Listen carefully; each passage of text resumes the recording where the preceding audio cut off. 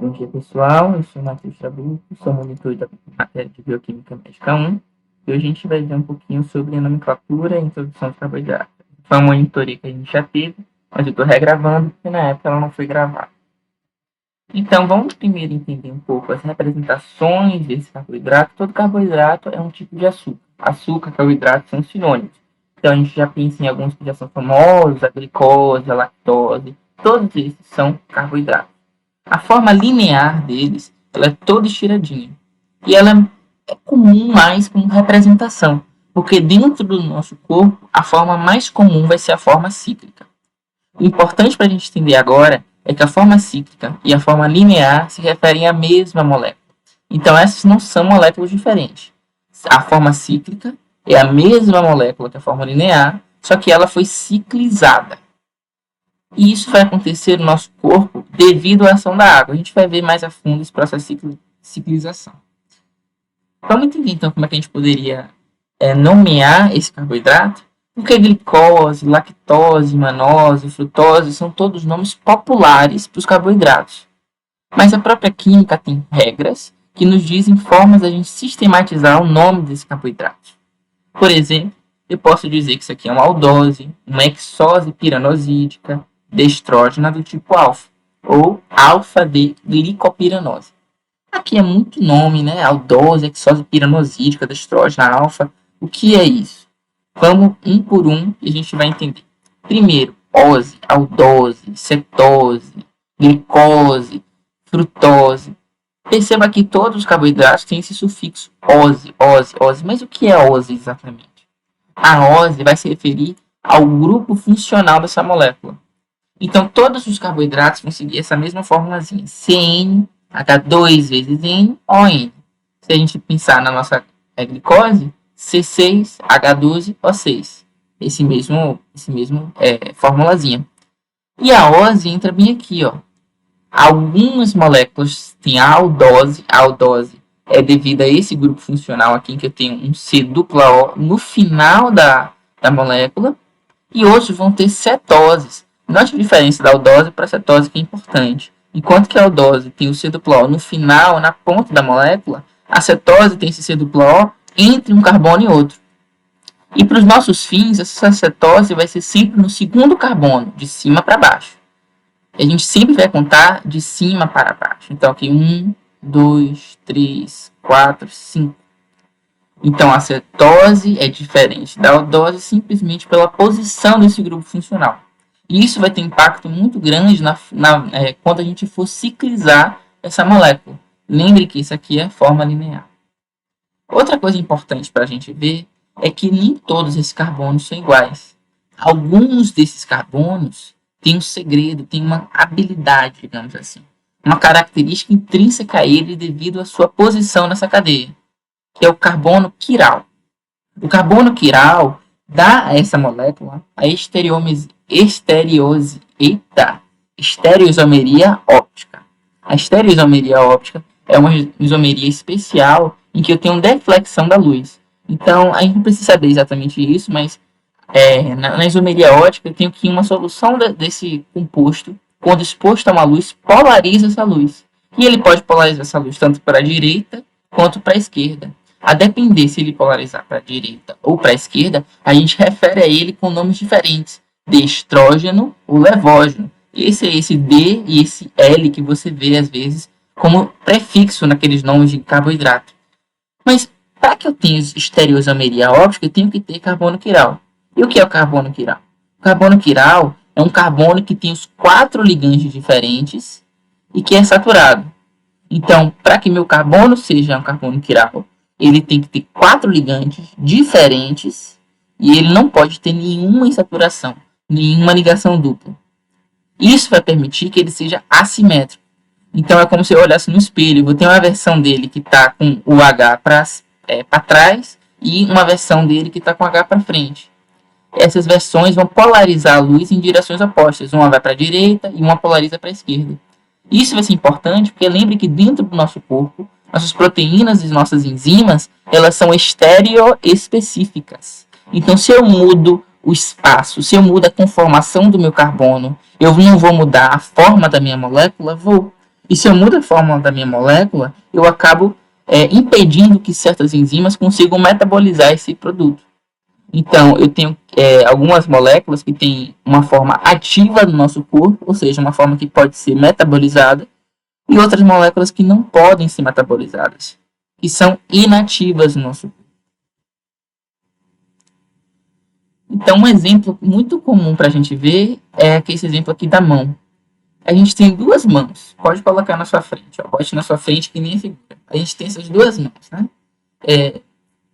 As duas mãos nossas têm 5 dedos cada, né? Então, na minha mão direita tem 5 dedos, na minha mão esquerda tem 5 dedos. São os mesmos dedos.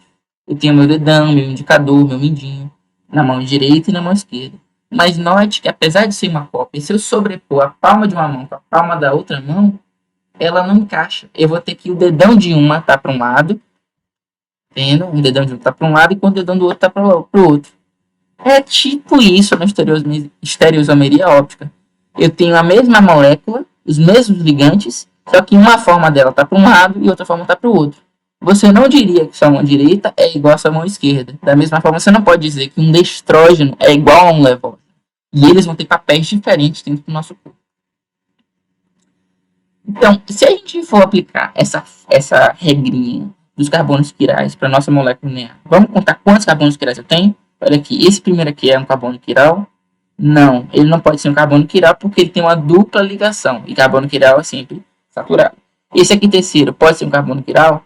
Ele tem ligantes diferentes e é saturado. Note que ligante não é átomo. Aí tem gente que pensa, pô, mas ele está ligando com 2 carbonos. Por que ele é quiral? Porque ligante não é só o carbono. Ligante é toda a molécula que vem depois. Então, ele está ligado tanto a essa parte de cima quanto a toda essa parte de baixo. E, de fato, esses dois são ligantes diferentes. Então, ele é um carbono quiral. Esse também é um carbono quiral, porque ele tem os 4 ligantes diferentes e ele é saturado. E, da mesma forma, esse aqui também é um carbono quiral. Só não resta, então, esse primeiro carbono e o último carbono que não são quirais. Aí, note, se cada carbono quiral vai ter uma versão alternativa dele, então, cada carbono que eu tiver que vai ser quiral, eu vou ter 2 possibilidades de molécula. Uma que ele é destrógeno e que ele é levógeno. Sendo assim, se a gente fizer a matemática, eu posso encontrar que o número de isômeros de cada molécula aqui vai ser 2 elevado a n, em que n é o número de quirais. Agora, quando eu falo em versão alternativa, em possibilidades, como assim? É simples, ó. Pega esse carbono aqui. Tem uma chance desse carbono ter essa hidroxila para a direita ou essa hidroxila para a esquerda. Isso vai depender se ele vai ser destrógeno ou levógeno. Detalhe, é incorreto a gente falar que ele é destrógeno porque a hidroxila está para a direita. Não é por isso que ele é destrógeno. Ele seria destrógeno porque ele polariza a luz de uma certa forma. Só que para fins práticos de prova, a gente pode olhar para essa hidroxila para a direita e dizer levógeno. Olhar para a hidroxila à esquerda e dizer levógeno. Tudo bem? Então, eu tenho a possibilidade dessa hidroxila estar para a direita ou para a esquerda. Então, essas são as 2 possibilidades para cada carbono quiral que eu tiver na minha molécula. E se eu fizer, então, a conta, se eu tenho 3 carbonos quirais e minha conta é 2 elevado a n, eu vou ter 8 isômeros possíveis para essa molécula. Ou seja, uma mísera molécula de açúcar tem 8 possibilidades de estrutura no nosso corpo. É uma variedade muito grande. Aqui um exemplo, tá vendo? Essa mesma que a gente viu. Note que eu só mostrei 4. Por que eu mostrei 4? Porque um desses carbonos quirais permaneceu constante, tá vendo?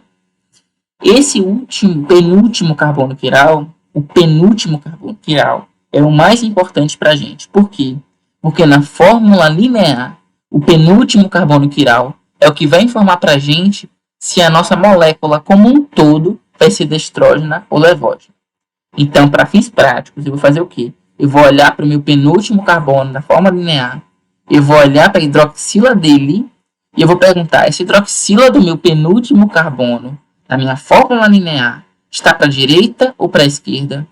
Se esse hidroxila estiver para a direita, a molécula como um todo é chamada de destrógena.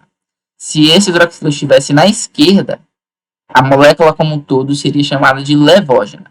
Note de novo que isso é tecnicamente incorreto. Você não pode justificar isso na prova. A justificativa real é que ele vai polarizar a luz de um jeito ou de outro. Só que, para fins práticos, a gente pode olhar a hidroxila e ver se está direita, destrógeno, esquerda, levógeno. E isso considerando o penúltimo carbono da cadeia. Então, a gente já viu aqui que a gente tem esses 3 carbonos quirais. Essa outra molécula aqui, que é uma cetose, vai ter 2 carbonos quirais, se a gente for fazer a conta. Então, cada um desses vai ter números de isômeros diferentes. Se esse aqui tem 3, ele vai ter 8 isômeros. Se esse aqui tem 2, 2 elevado a 2, 4 isômeros. Então, essa molécula da direita aqui tem 4 possibilidades de se mostrar no espaço. Olha só como fica, então. Se a gente olhar nas várias e diferentes formas dessa mesma molécula, ó, as 4 possíveis formas dela, eu vou ver que eu tenho pequenas alterações. Ó. Alguns mudam só um para o outro. Olha a psicose e compare ela com a frutose. Apenas esse carbono aqui modificou a posição dele. Todos os outros elementos dessa molécula estão iguais, tá vendo? E a única coisa que mudou foi esse terceiro carbono. Quando isso acontece, a gente vai chamar ele de epímero. Então, os epímeros vêm de uma forma especial de isomeria, em que eu tenho a diferença por apenas uma hidroxila de um carbono. Já se a gente olhasse a frutose e comparasse ela com a sorbose, por exemplo, perceba que eu tenho 2 carbonos com 2 diferenças entre eles. Portanto, a frutose não pode ser epímera na sorbose. Mas a frutose, como ela só tem uma diferença com a psicose, eles vão ser epímeros. Vamos aprender então a classificar, mesmo que a gente viu ali na forma. A gente já aprendeu a diferenciar os aldoses da cetose. Então, isso aqui vai ser uma aldose ou uma cetose? Vai ser uma aldose, porque eu tenho o C duplo O na ponta, né? Esse carbono só está ligado com um outro carbono. Se ele estivesse no meio, aí seria uma cetose. Então, vamos começar a contar? Esse primeiro carbono aqui da aldose. C1, C2, C3, C4, C5. Se ele tem 5, ele vai ser uma hexose, uma pentose. Ele vai ser uma pentose. Pen vem de penta, né? Hexo vem de 6. Então, pentose, porque ele vai ter 5 carbonos no total. Note, muita gente vai confundir pentose com piranose. Pentose, uma molécula pode ser hexose ou piranose, independente de ela ser piranose ou furanose. Então, a gente vai chegar um pouquinho mais na frente sobre piranosídicos e furanosídicos, mas primeiro vamos ver o número total de carbono que essa molécula tem. Se eu contei 5, ela vai ser uma pentose. Se eu contar 6, ela vai ser uma hexose. Olha aqui esse outro exemplo. 1, 2, 3, 4, 5, 6. Isso aqui é a glicose. Eu vou ter uma hexose. Então, essa é a grande diferença entre os compostos. A primeira forma que a gente vai fazer quando a gente for deparado com uma molécula de carboidrato vai ser classificar se ele vai ser uma aldose ou uma cetose e depois se ele vai ser uma pentose ou uma hexose. Classificamos aqui como uma aldose e como uma pentose. Aqui também vai ser uma aldose ou uma cetose. Muito fácil. Você está vendo algum duplo O aqui no meio? Não. Se não tem duplo O no meio, ele só pode ser uma aldose, que é esse CHO aqui. Então, ele vai ser uma aldose. Quantos carbonos ele tem? 6. Uma aldose hexose. Vamos classificar agora se ele é destrógeno ou levógeno. Como é que a gente faz na forma linear? A gente vai olhar para o penúltimo carbono e vai olhar para onde? Para a hidroxila dele. A hidroxila desse carbono está para a esquerda. Esquerda, L de levógeno. Pensar em L de left no inglês, que é a esquerda também. Então, C hidroxila para a esquerda, L. E esse aqui, ó, C hidroxila para a direita, D de destrógeno. Então, a gente pode classificar assim, bem fácil, tá vendo? Bora ver como é que ele vai se utilizar, então. Essa parte mais chatinha, as pessoas mais complexa. Vamos ter muita atenção. Primeira coisa que eu preciso que vocês entendam é que ele vai ciclizar, ou seja, ele vai juntar uma ponta com a outra. Mas ele não vai juntar o último com o primeiro. Ele vai juntar o penúltimo, aquele que a gente usa para ver se ele é destrógeno ou levógeno, lembra? Então a gente vai olhar o penúltimo dele e ele vai conectar com o grupo funcional. E aí que tá. Lembre que o grupo funcional pode ser tanto uma aldose, e ele vai estar aqui no topo, quanto ele pode ser uma cetose. E se ele for uma cetose, ele vai estar onde? No segundo carbono. Então note que o meu penúltimo carbono vai conectar ou com o primeiro, se ele for uma aldose, ou com o segundo, se ele for uma cetose. Como aqui a gente está com a molécula linear, que é uma aldose, olha aqui o CH. O meu penúltimo carbono vai ser sempre o penúltimo carbono. Meu penúltimo carbono vai se ligar, nesse caso, com o meu primeiro, porque eu tenho uma aldose. Aí, olha o que vai acontecer. Esse 5 aqui, ó, a hidroxila do quinto carbono ataca, ou seja, se liga com o primeiro carbono que vai ser da aldose. Tá vendo? Olha outra forma. Vamos se apegar aos números para a gente não se perder, ó. O quinto tá aqui, aí ele vem para cá, o quinto aqui. E o primeiro que tá aqui em cima, olha ele aqui. Então veja como ela fez isso aqui. Ela pegou como se fosse um braço e deu uma volta. E aí essa hidroxila que estava ligada com o quinto agora consegue ligar direto com o primeiro. Ela dá essa circulada. Então, a gente tem um carbono que sobra, não é? Porque quando eu faço isso, quando eu pego esse meu C5 e dou essa volta toda para ligar com o meu C1, esse último carbono aqui está sobrando, porque ele não está ligando com o C1, tá vendo? Ele fica o quê? Ele fica solto. Aí esse sexto carbono aqui, a gente diz que ele vai ficar sobre ou abaixo do plano do anel. Então esse carbono vai ser o carbono que sobrou, vai ser o último carbono. Esse pode ser tanto o quinto carbono, se minha molécula for uma pentose, ou o sexto carbono, se minha molécula for, como nesse caso, uma hexose. De qualquer forma, vai ser o último carbono da forma linear que vai sobrar e não vai estar no plano do anel, seja ele uma pentose, seja ele uma hexose. E vai ser sempre o meu penúltimo carbono que vai se ligar com o meu carbono do grupo funcional. Esse grupo funcional pode ser uma aldose, como nesse caso, como ele pode ser uma cetose, que nesse caso seria um segundo carbono. Quando eu faço essa ligação, eu termino a minha ciclização e esse meu último carbono vai ficar acima desse plano ou abaixo desse plano, a depender se ele vai ser de estrógeno ou levógeno. Bora dar uma olhadinha então? Olha como fica mais bonitinho quando a gente vê o que a gente viu ali. Vamos de novo, bora entender, ó. Esse carbono 1 agora está aqui, ele continua aqui. O carbono 5 agora está aqui. Esse O, então, veio de onde? Veio da hidroxila. Olha que bacana. Então, eu pego esse OH junto com a cetose e formo água. Eu libero água. Quando eu libero água, eu não libero H2, ó. Exatamente, ó. H2, O2H, H2O. Então, esses dois átomos aqui de hidrogênio junta com o oxigênio da cetose do carbono e vão embora. Eu expulso eles do meu ciclo para formar água. E quando eu faço isso, eu consigo conectar aquele oxigênio que era da hidroxila do meu quinto carbono diretamente com o meu primeiro. E aí, esse hidrogênio, que antes era hidroxila do meu penúltimo carbono, vai virar um heteroátomo de oxigênio que completa o ciclo do carboidrato. E a gente chama esse ciclo aqui de anel. É por isso que a gente fala que esse sexto carbono, o último carbono da forma linear, fica fora do plano do anel, porque o plano do anel é esse ciclozinho aqui. Detalhe, na vida real ele não é plano. Na vida real ele é tipo uma cadeirinha. Então o 4 está um pouco acima do 3, o 3 está um pouco abaixo do 2, o 2 está um pouco acima do 1. Ele fica alternando assim. Mas isso a gente não precisa saber desse tipo de detalhe não. Vamos então começar a entender como é que funcionam as coisas, ó. O 2 está aqui, o 6 está em cima, como a gente viu. O 1 está ainda aqui. Esse 1, primeiro carbono, gente, vai ser muito importante, tá bom? Primeira coisa que a gente tem que entender é que quando minha forma linear for de estrógeno, o meu último carbono, o carbono que sobrou, fica sempre acima do plano do meu anel. Então ele vai estar sempre aqui em cima. Enquanto que quando ele vai ser levógeno, ó, o L de levógeno aqui, ó, ele vai estar abaixo do meu plano do anel. Percebam aqui essa diferença, ó. Se eu olhar na minha forma linear, L-glicose, o penúltimo carbono dela, hidroxila, está para a esquerda, então ele é levógeno.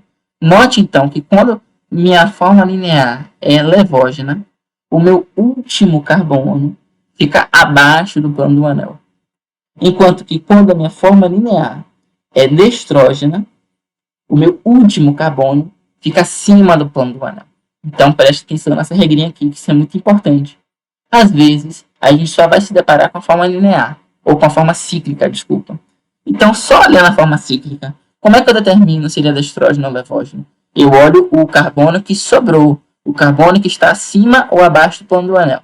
Se o último carbono está acima desse plano, como aqui, ele vai ser destrógeno, D. Se esse carbono, o último carbono, está abaixo do plano do anel, ele vai ser levógeno, L. Então a gente já pode começar a pensar aqui em piranose e furanose. Porque lembra que a gente falou que ela é uma hexose piranosídica? O que é esse piranosídico? A hexose a gente já sabe, é só você contar 1, 2, 3, 4, 5, 6. Tem 6 carbonos na molécula, vai ser uma hexose. Mas uma piranose é o quê? Bem, uma piranose vai se referir ao número de carbonos no anel. Então lembra daquela distinção que a gente fez entre molécula e anel. Anel é só essa parte cíclica aqui. Já a molécula é tudo. Então a molécula tem quantos carbonos? 6. Mas dentro do meu anel eu vou ter quantos? 1, 2, 3, 4, 5 carbonos. Porque meu último carbono fica onde? Fica fora do plano, ele sobra. Devido àquela reação que a gente viu de ciclização. Então meu anel aqui vai ter quantos carbonos? 5. Toda vez que a gente tiver 5 carbonos, a gente vai ser uma piranose. Então, note a diferença entre eu perguntar a quantidade de carbonos na molécula e a quantidade de carbonos no ciclo. Uma molécula é uma hexose, ela tem 6 carbonos, mas no ciclo dela, ela só tem 5 carbonos. E por isso ela pode ser uma hexose piranosídica. Então, piranoses vão ter 5 carbonos no ciclo. Mas e quando ela tem menos? As furanoses. As furanoses vão ter só 4 carbonos no ciclo. 1, 2, 3, 4.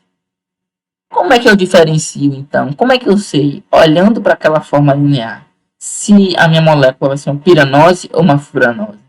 É simples. Aldoses geram piranoses. Cetoses geram furanoses. É isso que a gente precisa saber.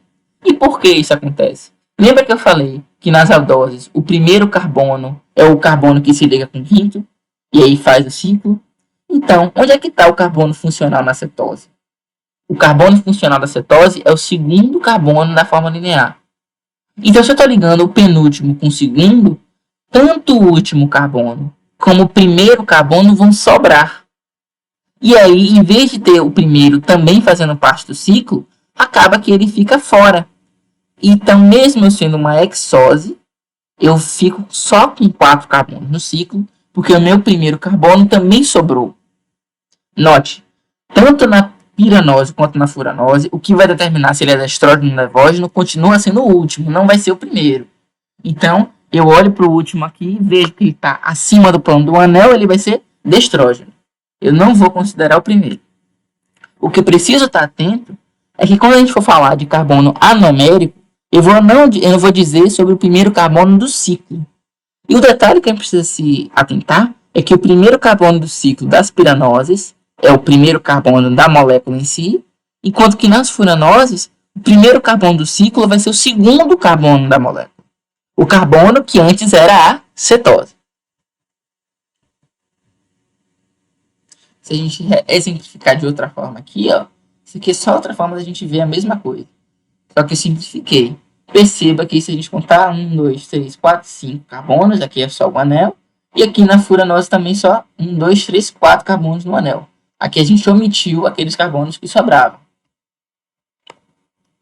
Então, bora pensar em como é que a gente vai contar esses carbonos, porque claramente tem uma ordem, né? A gente viu que ele não pode... Eu não posso começar a contar daqui para cá. Eu tenho que sempre contar de uma forma ordenada. Como é que a gente faz isso? A gente toma como base o nosso heteroátomo de oxigênio, aquele oxigênio que liga o quinto carbono com carbono funcional, e a gente vai contar do sentido horário. Então, vamos contar do sentido horário? 1, 2, 3, 4, 5, 6. Sentido horário. Utilizando como referência nosso heteroátomo de oxigênio. Como ele tem o último carbono para cima, ele vai ser destrógeno. Se esse último carbono estivesse para baixo, levógeno, ele vai ser uma furanose e uma piranose. Bora contar quantos carbonos tem no ciclo? 1, 2, 3, 4. 4 carbonos no ciclo, furanose. Ele tem quantos carbonos total? 6 carbonos. Então ele vai ser uma hexose. E esse aqui? Bom, ficou mais complicado, né? Vamos entender então um pouquinho. A gente continua escolhendo o nosso heteroátomo de oxigênio como uma referência. Então a gente vai ter esse heteroátomo como referência. Beleza. A gente vai contar no sentido horário também. Então, pegou nosso heterônimo de oxigênio, bora começar a contar no sentido horário. 1, 2, 3, 4, 5, 6. Meu último carbono que sobrou está acima ou abaixo do plano? Acima. Se ele está acima do plano, ele vai ser destrógeno. Quantos carbonos ele tem no anel? 1, 2, 3, 4, 5. Se eu tenho 5 carbonos no anel, ele vai ser uma piranose. Quantos carbonos eu tenho no total? 6. Então tem uma hexose piranosídica destrógena aqui. Show! Mas tem um pouquinho de detalhe que a gente precisa se atentar. Porque nem toda a molécula vai seguir aquele mesmo plano. Olha aqui, cadê o último carbono? Cadê o carbono que sobrou nessa molécula? Ele não está embaixo? Se meu último carbono está abaixo do plano do anel, eu vou chamar essa molécula de levógena. Lembra que o último carbono, quando está acima, destrógeno. Quando está embaixo, levógeno. E a gente tem que ter o cuidado que quando ela vai ser levógena, a gente vai contar no sentido anti-horário. Então perceba que aqui a gente já viu que era uma molécula destrógena. E a gente contou no sentido horário. Enquanto que, se a gente perceber que nossa molécula ela é uma molécula levógena, a gente tem que contar no sentido oposto, no sentido anti-horário. Por que isso? Porque isso vai fazer muito sentido agora. Ó. Vamos continuar pensando na nossa mão, naquele exemplo que a gente viu. Se a gente contasse a nossa mão esquerda e nossa mão direita da mesma forma, bota sua mão direita de novo na sua frente, as duas palmas da sua mão na sua frente. Bora contar no mesmo sentido nos dois lados, vamos contar no sentido horário, tanto para a direita quanto para a esquerda, para ver o que acontece. Ó, na minha esquerda, 1, 2, 3, 4, 5. Meu dedão ficou com o número 5 e meu midinho ficou com o número 1. Mas e a minha mão esquerda, que é um estereoisômero da minha mão direita? Olha o que vai acontecer. Se eu contar no mesmo sentido, ó, 1, 2, 3, 4, 5, o meu dedão, que na minha mão direita era o quinto, na minha mão esquerda passa a ser o primeiro. E o meu mindinho, que na minha mão direita era o primeiro, na minha mão esquerda passa a ser o quinto. Tudo ao contrário. Fica tudo ao contrário. E isso pode acabar confundindo as pessoas. Então, se a gente quer manter os mesmos carbonos sendo numerados da mesma forma para a minha direita e para a esquerda, eu tenho que contar nos sentidos opostos. Porque o levógeno é o oposto estrutural do destrógeno. A minha mão direita é o oposto da minha mão esquerda. Eles têm os mesmos dedos, mas eles estão em sentidos opostos. Então, eu tenho que contar em sentidos opostos. Se eu conto do sentido horário para os destrógenos, eu vou ter que contar no sentido anti-horário para os levógenos. Então, minha mão direita eu contei sentido horário, e a mão esquerda eu vou contar no meu sentido anti-horário. Da mesma forma vai acontecer com as minhas moléculas de glicose. Se eu contei a minha mão destrógeno, ó, como é que eu sei que é destrógeno? Eu olho para o meu último carbono, o carbono que sobrou, e vejo, ele está acima do plano? Tá. Se está acima do plano, ele vai ser destrógeno. Já no outro aqui, o meu último carbono está abaixo do plano, então ele vai ser levógeno. Contei destrógeno no sentido horário, vou contar o meu levógeno no sentido anti-horário. Olha só, heteroátomo de oxigênio, 1.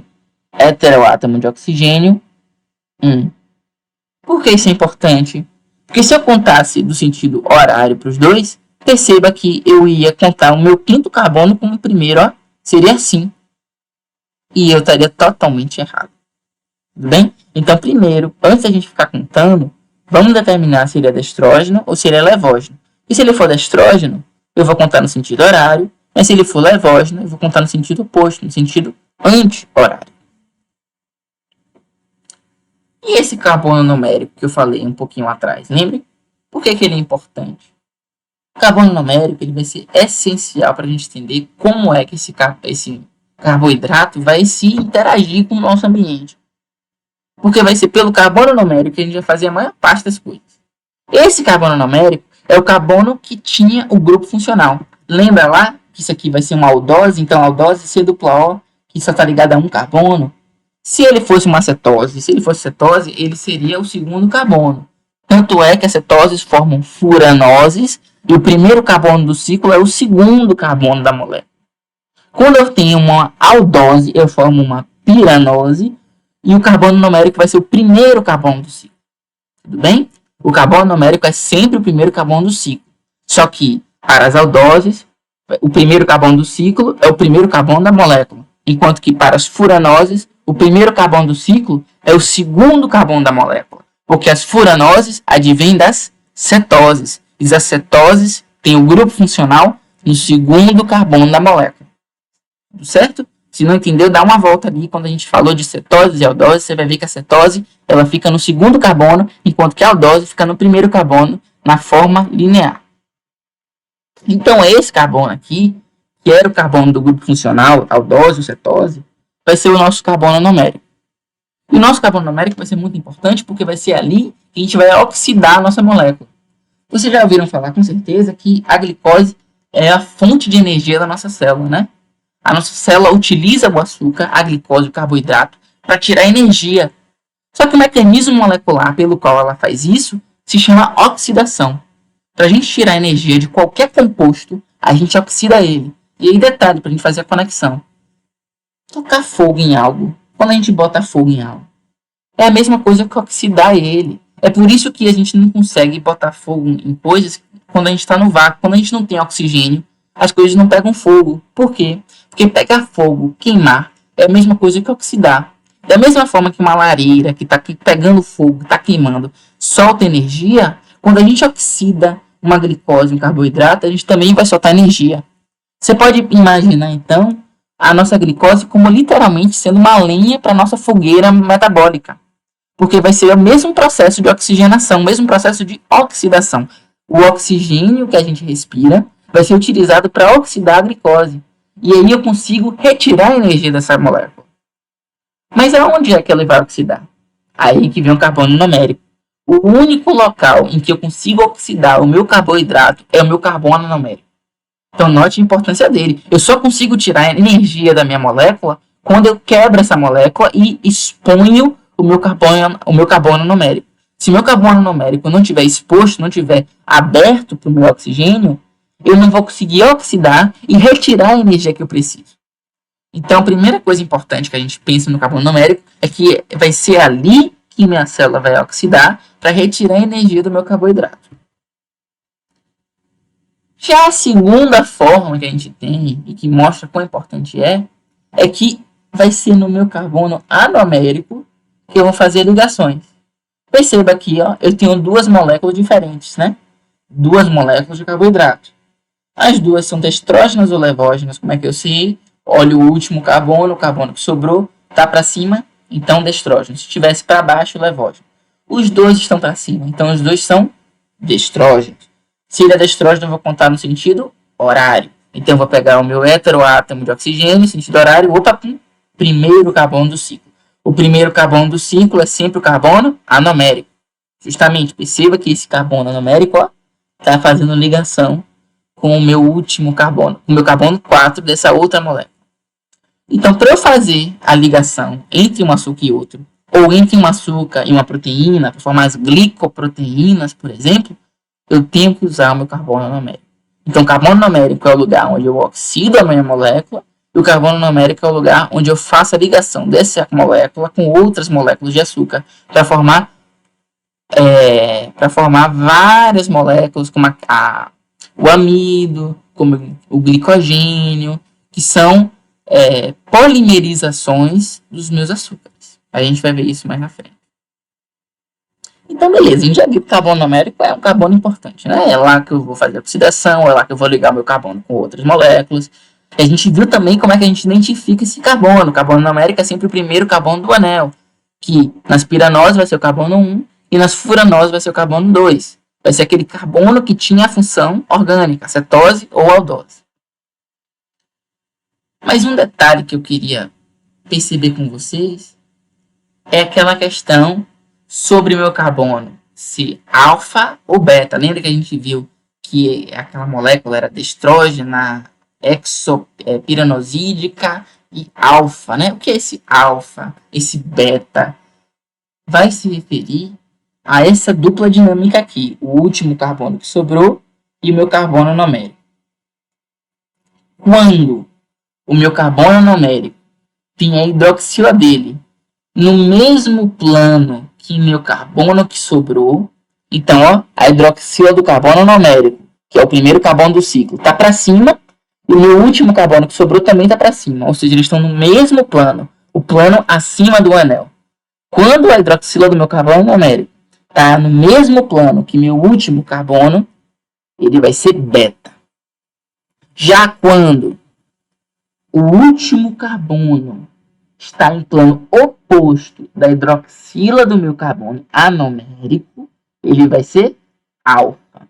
Então, vamos com isso aqui é importantíssimo para a gente gravar. Para eu definir se ele é beta e alfa, eu vou olhar para aqui. Eu não vou só olhar para o meu carbono, eu não vou só olhar para o meu anomérico, eu vou olhar para os dois. Ele depende dos dois. Então, se o meu carbono anomérico está com a hidroxila dele no mesmo plano que meu último carbono, ele vai ser beta. E aí, detalhe. Perceba aqui que se eu mantivesse meu carbono anomérico e mudasse essa molécula de destrógena para levógena, esse beta se tornaria alfa. Por quê? Porque o levógeno, ele tem o último carbono embaixo, não é?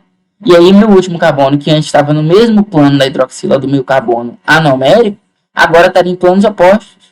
A hidroxila continuaria em cima, enquanto que meu último carbono ficaria embaixo. Então eu não vou só olhar para a minha hidroxila do carbono, tenho que olhar também para o meu carbono final. Eu vou olhar para o meu último carbono e para o meu carbono numérico e vou perguntar: a hidroxila do meu carbono numérico está no mesmo plano do meu último carbono? Se sim, beta. Se estão em planos opostos, alfa. Olha esse outro detalhe aqui, esse alfa aqui. Se eu transformasse essa glicopiranose em levógena, ele não ia virar beta? Ia, porque esse último carbono ia para baixo. Ele ia ficar no mesmo plano que a hidroxila do meu carbono numérico. E ela vai se transformar de alfa para beta. Tudo bem? Então esse detalhe, essa sutileza é muito importante. E aí, gente, tem um detalhe. Lembra que a gente falou que o nosso carbono numérico vai ser importante porque vai ser nele que eu vou poder fazer a ligação? Eu vou poder oxidar, fazer ligação, tudo isso? Pois é. Quando o meu carbono numérico está realizando a ligação com outro carbono, com outra molécula, eu perco a forma, aquela capacidade que ele tinha de se oxidar. Então, cadê o carbono numérico dessa molécula da esquerda aqui? Não é o primeiro carbono, já que ele é uma piranose? É esse aqui. Se ele está ligado, ó, fazendo essa ligação beta-osídica com outro carbono de outro carboidrato, ele já está travado, porque ele está fazendo uma ligação. Então, eu não consigo oxidar mais essa molécula, porque ele está fazendo ligação com outro carboidrato. Mas vamos olhar aqui para essa molécula da direita, com que esse está ligado. Cadê o carbono numérico dela? Tá aqui, não tá não? Ó, eu olho, ele é destrógeno, então eu conto da direita para a esquerda, eu conto no sentido horário. Heteroátomo de oxigênio como referencial, sentido horário, primeiro carbono é esse. E a gente sabe que o primeiro carbono do anel é o carbono numérico. Então o carbono numérico desse aqui vai estar livre, porque ele não está fazendo ligação com mais ninguém. Então, mesmo eu tendo um dos carbonos anoméricos fazendo a ligação, o outro carbono anomérico está livre. Então, eu consigo oxidar essa molécula aqui, que é uma junção de dois carboidratos. Tudo bem? A gente chama a junção de dois carboidratos de disacarídeo, porque o monossacarídeo é uma molécula só. Disacarídeo, duas moléculas. Polissacarídeo é várias moléculas, né? Vamos saber por que ele é beta, gente. Por que ele é beta? Porque eu olho para a hidroxila do carbono numérico, vejo que essa hidroxila está no mesmo plano do meu último carbono. Se ela está no mesmo plano, ela é beta. Tudo bem? E a gente chama essa ligação entre o carbono numérico e o outro carbono da outra molécula de ligação beta-osídica, porque eu sei que esse carbono aqui era beta e ele está ligando com O, osídica, de oxigênio. Mas e esse aqui?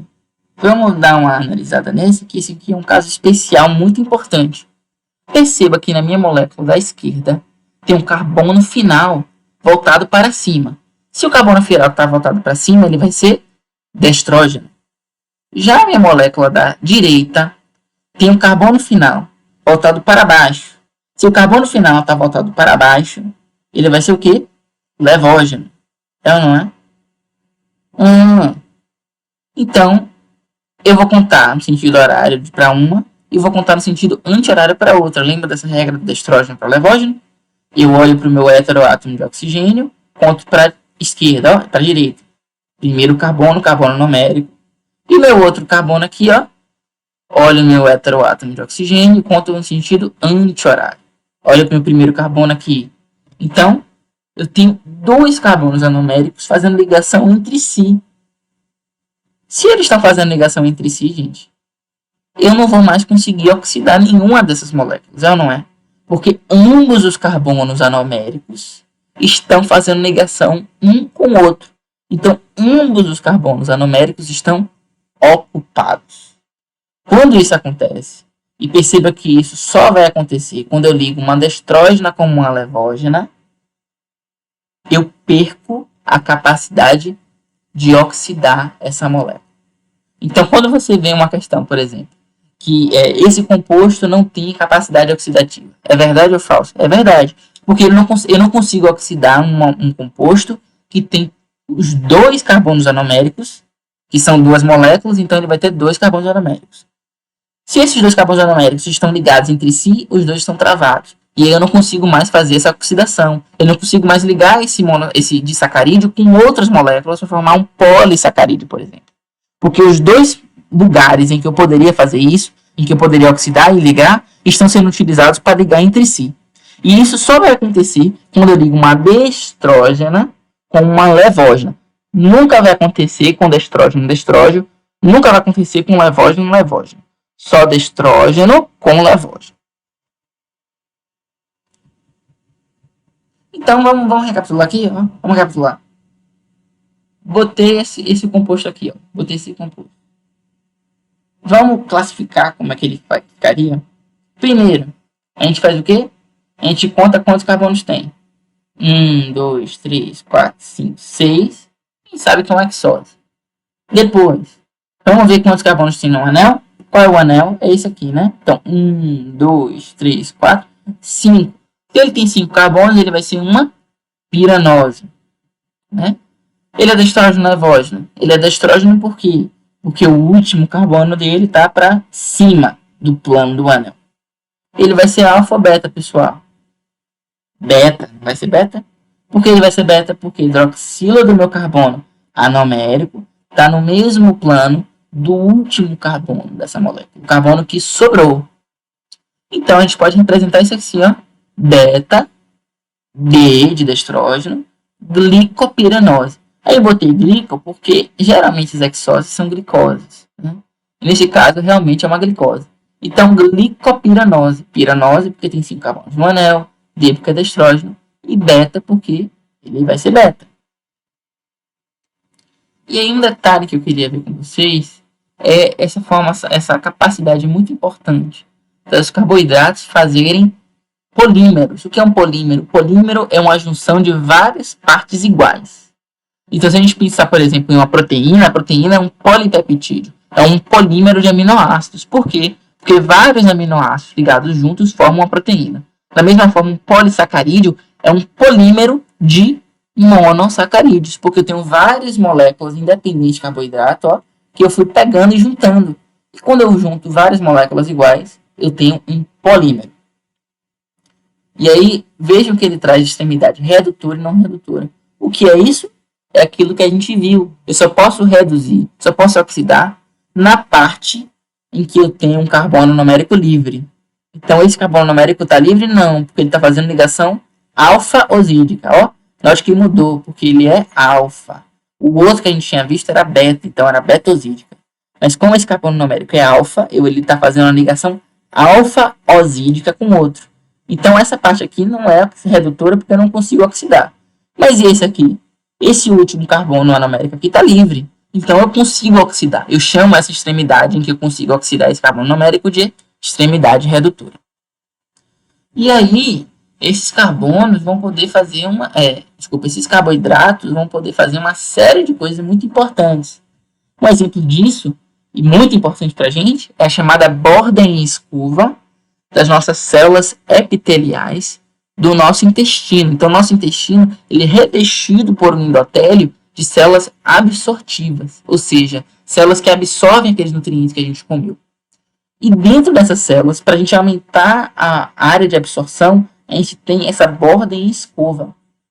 E a borda em escova nada mais é que uma grande proteína, essa parte em vermelho é uma proteína transmembrana ligada com vários carboidratos. Tá vendo essas formas todas bonitinhas? São diferentes tipos de carboidrato. Então eu juntei vários carboidratos aqui e liguei com um aminoácido da minha proteína, formando uma glicoproteína. Detalhe, a depender de onde e como essa minha proteína se liga com o meu carboidrato, eu posso ter uma ligação inosídica e osídica. Qual é a diferença disso? É só ir pelo nome mesmo. Inosídica vem do N o que? Nitrogênio. Então, quando o meu carboidrato está ligado ao meu aminoácido por um átomo de nitrogênio, eu vou chamar uma ligação de N-osídica. E quando ele é osídico, é que você pensa, esse O vem de oxigênio. Então, esse meu carboidrato se liga ao meu aminoácido, à minha proteína, por um átomo de oxigênio. E assim, eu consigo formar uma diversidade imensa de glicoproteínas. Uma das funções a gente viu, que é no intestino, para fazer a borda em escova, que é onde eu armazeno enzimas para digestão, é onde eu aumento a minha área de absorção. Uma outra também função muitíssimo importante das glicoproteínas é a formação do glicocálice. E o glicocálice é o quê? É uma camada que fica logo acima, fora da minha membrana celular, e que vai ser responsável pela identificação da minha célula. É como uma identidade, um CPF, que diz que tipo de célula é essa para as outras células do nosso corpo. Então, isso vai ser muito útil, por exemplo, para que nosso sistema de defesa consiga identificar quais células são nossas e quais células são invasoras, quais são bactérias. E aí o nosso corpo consegue preservar as nossas células e atacar os invasores a partir das glicoproteínas. Então, veja que elas são muito importantes, tudo bem? Então é isso, pessoal. Muito obrigado por assistirem. Qualquer dúvida, vocês podem mandar no grupo que a gente está a postos para responder. Bons estudos!